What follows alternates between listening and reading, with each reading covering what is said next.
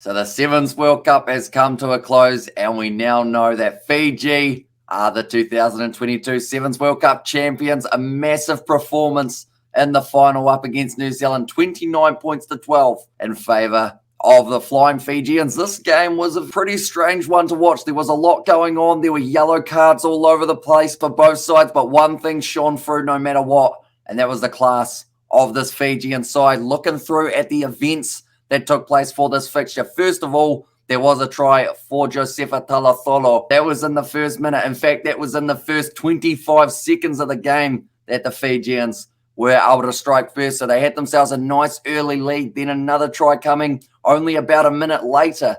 That time it was Kemaneli Rasaku. He has been absolutely tremendous. And I'm going to say it every single time that I talk about that man, because if he is not one of the Player of the Year nominations, I have no idea who is picking them. He has been absolutely a tier above everyone in the World Sevens circuit, and he continues to show his class. Then the next thing that happened was the try of Moses Leo. New Zealand started to get back into the contest a little bit. They went with the wide cutout pass. It worked out well for them, and Moses Leo did slide his way in. And you would think that that was about all the action you could squeeze into one half of Rugby Sevens.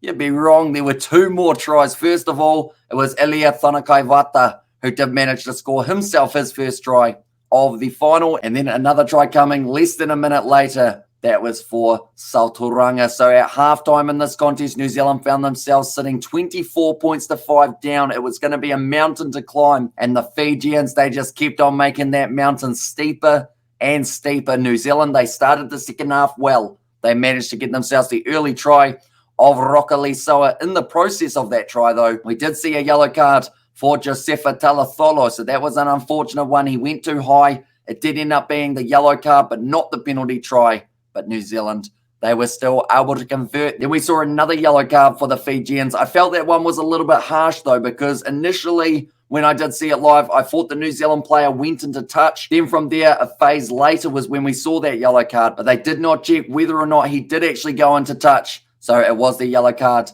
for Mothinothangi. And then if that wasn't enough yellow cards for the matchup, a minute later, we saw Rockali Soa for the Kiwis. He ended up going to the bin. So there were cards being handed out left, right, and centre for everyone. At one point, it was 6-on-6. We also saw the injury of Waisia Nathunu. I hope he has a speedy recovery. It did look like he wrapped his arm in a sling, which could be something relatively serious. I hope it is just some sort of dislocation maybe, and he can be back out there for Fiji very soon. We saw the injury of Lewis Ormond. He ended up with a knee injury, had to be helped off the field. But I said at the time, there was a shot that really summed up this Rugby Sevens and the respect that New Zealand and Fiji have for each other. Two Fijian players were helping Lewis Ormond off the field after he got injured, and then the Kiwis did end up taking over. So at that moment, it was sitting 24 points to 12 with about 30 seconds left on the clock. And then there was that final push from the Fijians, and it was Filippo Bocayaro who was able to score the final try. And at that moment, the Cape Town Stadium erupted.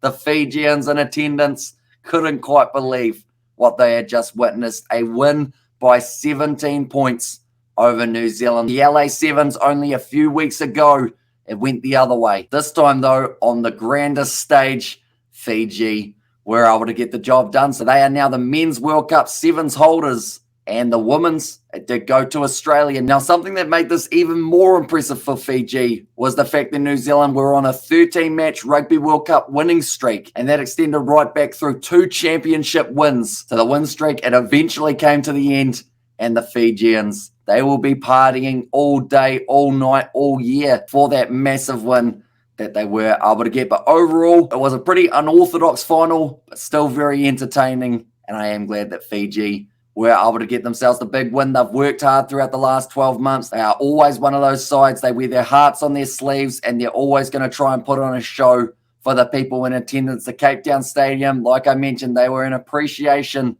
of what Fiji were able to do, not just throughout today, but throughout the rest of the days as well. Only having on average 0.8 rucks per time they were able to score a try. Less than 1 ruck, and they are already crossing the try line once again up against all opposition across the board. And that is what makes this Fijian side so special indeed. But Jerry Tawai, it was a great moment for him.